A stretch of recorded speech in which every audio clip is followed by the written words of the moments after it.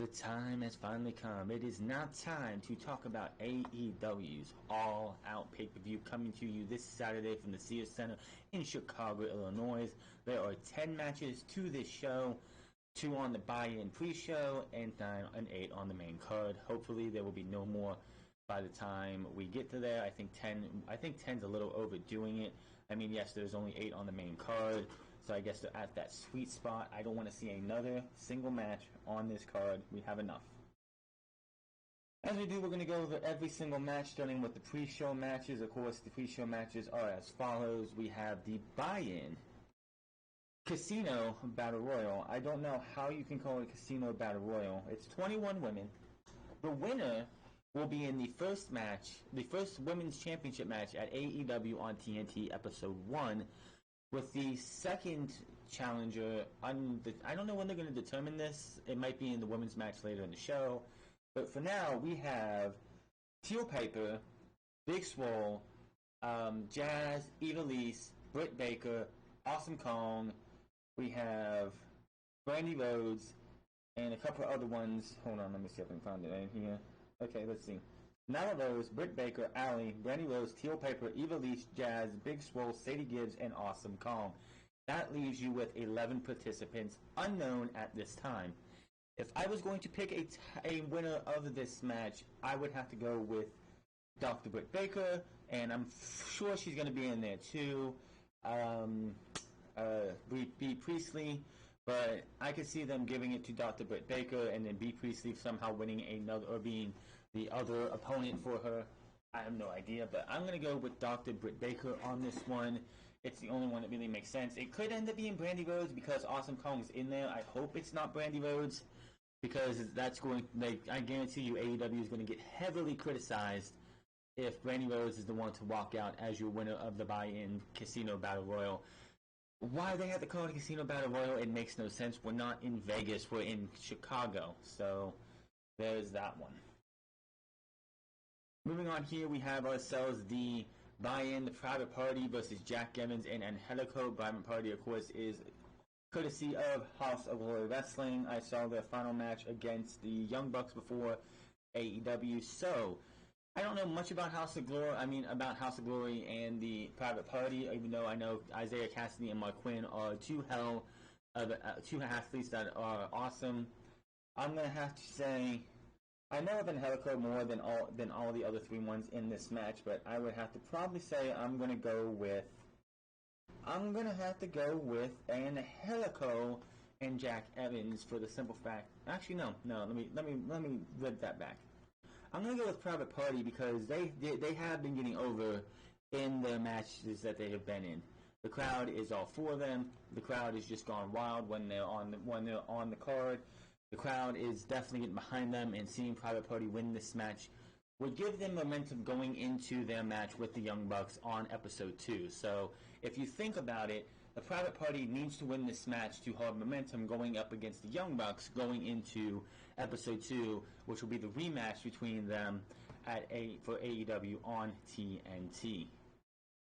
The next match we're going to have here is going to be a match that was just recently added, and that is the Lucha Bros, Luchasaurus, Jungle Boy, and Marco Stunt versus SCU, Frankie Kazarian, Christopher Daniels, and Scorpio Sky. This one is definitely a toss-up. I mean, the fact that Christopher Daniels, Scorpio Sky, and Frankie Kazarian are guys who could probably eat a pinfall, and Luchasaurus, Marco Stunt, and all them are definitely way over with the crowd. But I'm going to have to take a stab in the dark here and say SCU probably wins this one. I'm not going to be totally concerned on that one. The one thing that's going to be hard about this entire AEW thing right now is because they really haven't built anything outside of the big matches. Chris Jericho versus Hangman Page, Cody versus Shawn Spears, and what was Jon Moxley versus Kenny Omega, and of course the Lucha Bros versus the Young Bucks. Everything else on this thing just feels thrown together just to have matches on the card.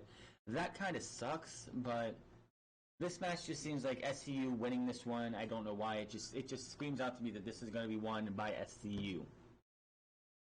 Next match on the card we're going for is the other women's match, Riho versus Hikaru Shida. These two were tag team partners, I believe, on the Double or Nothing women's 6-woman Joshi match with Aja Kong and them. This match has not been announced as a number one contenders match, you know, in the same vein as Kenny Omega versus Chris Jericho at Double or Nothing. But if you're putting everyone else in the Battle Royal for this match, then I don't see any other reason why you would not give this to, why this would not be your triple threat. This would not be your would not be a number one contenders match. It has not been announced. Maybe they'll say something at the on the last episode of Road to All Out, if there is one more episode. But Rio versus Hikaru Shida, I'm gonna go with Rio. She has been getting she seems to be putting in the work and being shown off pretty well in her matches that she's had so far. I don't, like I said, it's really hard to predict a lot of these matches for the simple fact is they're not really built up pretty much. It's just these matches getting thrown together. I'll have more solid predictions as we go on. But this match, I just think that Rio is going to end up winning this match. Because especially if you're having a heel, if you have a heel win the Battle Royal, and this happens to be a number one contenders match, then Rio would be your answer. This match, if they do make this a number one contenders, like the other participant in that championship match is going to be the winner of this match, then yes, you're going to have, it'll be more obvious when the Battle Royal is over who won that match, to who this is going to be. But for right now, my pick is going to be Rio, just because of how over she has been with the crowd and how good she has looked in her time in AEW. Moving on here, this match was set up, of course, and sponsored by Cracker Barrel. This is, of course, being called the Cracker Barrel Showdown. Joey Janela, Jimmy Havoc, and Darby Allin. Of course, in the last pay-per-view, the last show that they did, Fight for the Fallen, these guys were on the same team against Shawn Spears, MJF, and Sammy Guevara. Of course, Darby Allin took the pinfall as he was the guy who Shawn Spears beat that Cody could not. And these guys apparently backstage had a big old brawl, could not get along, screaming that they haven't won a match yet. So this match is going to be interesting. It is a triple threat match, so no rules will no rules have to be enforced. So I can clearly see somebody bringing out a table. I can see some ladders. I can see anything being done in this match. Like, Darby Allin and Joey Janela both have had big showcases in AEW so far. Jimmy Havoc has kind of been put to the wayside. He was in a Fatal 4-Way at Fighter Fest, and he was in a 6-man tag match at Fight for the Fallen. So I can honestly see this being Jimmy Havoc's breakout match. This guy gets to show you what he can do. Maybe we'll see these guys bust each other open. We'll have to wait and see. But I'm going with Jimmy Havoc on this one. This one should be a brutal, bloody mess between all three of these guys. The big match that everyone's been talking about, Cody Rhodes versus Shawn Spears with Tully Blanchard in his corner. In the contract, it was stated that there can only be one person in Cody Rhodes' corner, along with Shawn Spears, who will have, of course, Tully Blanchard. This is going to be an interesting match. I can fully see Cody Rhodes losing this one. It would not surprise me if Cody Rhodes loses this one. It wouldn't be a bad thing if Cody Rhodes lost this one. And I think Tully Blanchard is going to be one of those guys who gets under Cody Rhodes' skin, and somehow that leads to Shawn Spears winning the match. This one should be a good one. Let's see what Shawn Spears can do in his first official singles match since signing with AEW. Of course, he was in the Battle Royal at Double or Nothing. He cracks Cody's head open at Fyter Fest, and then, of course, was in that 6-man tag match, picking up the win at Fight for the Fallen. So this one should get personal. This one should be brutal. We might see blood in this one, not from anything vicious or vile, just how mad these two are going to want to get at each other. I could honestly see. Maybe there's a ref bump. Maybe we get a chair involved. We'll have to wait and see. But this match should be brutal. Escalera de la Muertes, I can't say the name right, also known as a ladder match for the Triple H Tag Team Championships. The Young Bucks versus the Lucha Bros. This match is going to be absolutely nuts. This is a match that everyone's going to be looking forward to. This is the match everybody wanted to see. This is going to be the match that everybody is going to probably point to as match of the night. I have not seen the Young Bucks or the Lucha Bros in ladder matches. You hear the Young Bucks always talking up how much they've gone through ladder wars, what I think Matt or Nick can do on top of a ladder, or Matt, whichever one. This should be absolutely all your high spots, all your big spots of the night should be this match. If it wasn't for the fact that we had the AEW Heavyweight Championship on the line, the first ever AEW champion would be done in this show, this match could definitely be seen as a main event match. I'm going with the Lucha Bros on this one. I don't see them losing the tag team titles back to the Young Bucks. The Young Bucks, of course, are going up against the Private Party in week 2 of AEW on TNT. But it's like, oh, if they're going to do that, why would they do this match? Because it's a ladder match. This isn't going to be one of those matches where the Young Bucks take a pinfall to push the Lucha Bros up higher. This is just going to be a knocked out and drag out ladder match where I can see the Lucha Bros winning. Maybe a package pile driver off the ladder. That would look sick as fuck. I'm not sure. Maybe we'll get a Canadian Destroyer off one of the ladders. There is going to be so much that these guys are going to be able to do. And what's nice is that it's an AEW and not a WWE ladder match for the tag titles, because they aren't going to have handcuffs on them in this match. I expect these 4 guys not being the same when this match is over. This match has been built. This rivalry has been built since the Vegas ticket, the ticket sale the ticket launch party or whatever it was in Las Vegas in February, I believe it was, when Kenny Omega made his AEW debut as a EVP. So much is going to happen on this match. I don't know if this match, honestly, I wish could be the main event, because nobody is going to be able to top what these 4 men will do. Speaking of tag team matches, we had the Best Friends versus the Dark Order.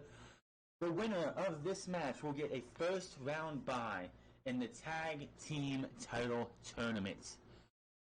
This one, to me, in my opinion, just seems a little obvious, for the simple fact is it's a bye into a tag team title tournament. Who would you think would win a bye? I think the Dark Order are going to win this one, for the simple fact is it's old school wrestling thought, and I can just see the Dark Order, with the help of their minions, taking over and beating down the Best Friends, and the Best Friends losing in the end. So I'm picking the Dark Order over the Best Friends. Let's see who has the better team.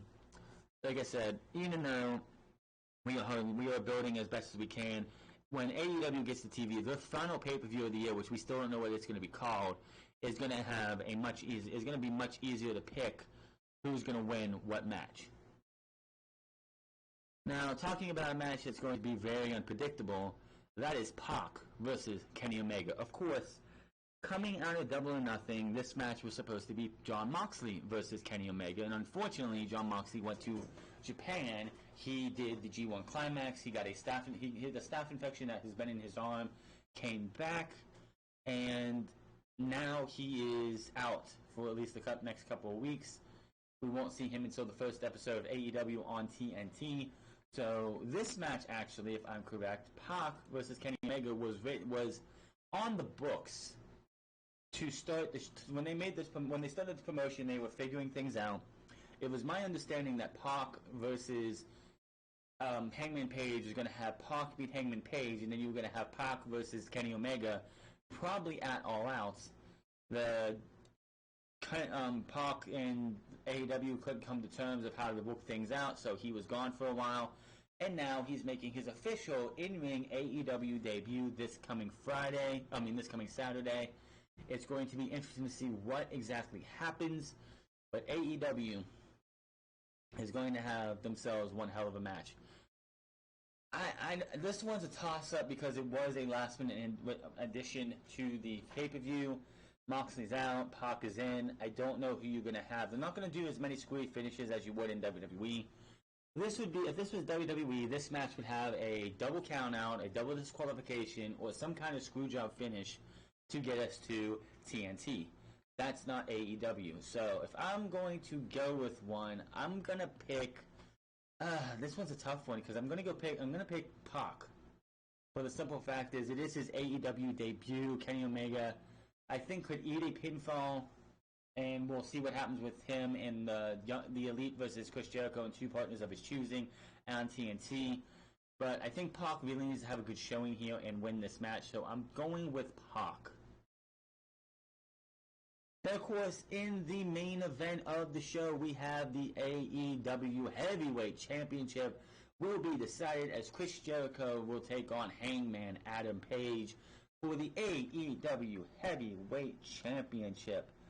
This is obviously, to me, going to be a tough one because on one hand, you have Chris Jericho, who, him coming into TV as the AEW Heavyweight Champion makes all the sense in the world because he's Chris Jericho. You will have casual fans who will turn over to TNT, see Chris Jericho holding their heavyweight championship and go, whoa, that show is legitimate. That show, I should go watch that and see what's going on there, what's going to happen with a guy like Chris Jericho.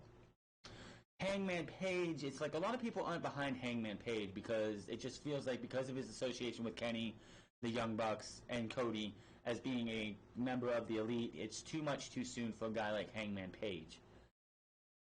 I can't decide that. The thing I have to say is I'm going to have to go with Chris Jericho. It's the only one that really makes sense. Chris Jericho, as I said, you turn on that first episode of TNT, you are a casual fan, you hear people talking about Chris Jericho, what is Chris Jericho doing? Maybe you're somebody who saw Chris Jericho when he won the Undisputed Championship, and then you fell off after that, and you turn on AEW and they're like, whoa, Chris Jericho's the heavyweight champion. Whoa, this should be awesome. It's the heavyweight champion in probably LAX, I'm calling that, versus these other guys called the Elite. I got to watch this and see what's going on, and then you build a fan base from there. It's just, to me, it just feels like it is too much too soon for Hangman. I don't think he's ready for the championship yet. Will he be a world champion in AEW in due time? Yes, but not right now. So I'm going with Chris Jericho to win the match. So that is all of the AEW predictions. That is 10 matches. The buy-in, of course, is going to have me saying Private Party over the team of Jack Evans and Angelico. I'm going with Britt Baker for the Battle Royal just because she is on a roll. They're making her one of the most prominent women on the roster right now. Let me see what else we have here. We had my predictions were Private Party, Britt Baker, the SCU, Rio over Hikari Shida, Jimmy Havoc over Joey Janela and Darby Allin because I feel that Jimmy Havoc just hasn't had that big showcase match yet. As we know, Darby Allin had the match over Cody Rhodes, and Jimmy and Joey Janela had that match with Jon Moxley, even though it was a non-sanctioned match, so it doesn't officially count. Shawn Spears over Cody Rhodes just seems like it's something that would make sense. Cody could either lost and he'll be just fine. The Lucha Bros over the Young Bucks, it makes no sense to give them back the AAA World Tag Team titles as we're getting ready for the AEW Tag Team Championships to be brought together. The Dark Order over the Best Friends, that one makes sense for the simple fact that it just makes more sense to have those guys win as it is a bye into past the first round. Pac over Kenny Omega, give him a strong showing, and of course Chris Jericho over Adam Hangman Page. Let me know in the comment section below what you are picking for AEW's All Out pay-per-view. Hit that subscribe button, comment down below, like or dislike this video. Find me on Twitter and twitch.tv/The France Club, and I'll see you guys Saturday for AEW's All Out review, Sunday for Unscripted, and we'll do this all again Monday, Tuesday, Wednesday next week, and so on and so forth. Until then, my name's The France. You guys have a good one, and I'll see you guys later.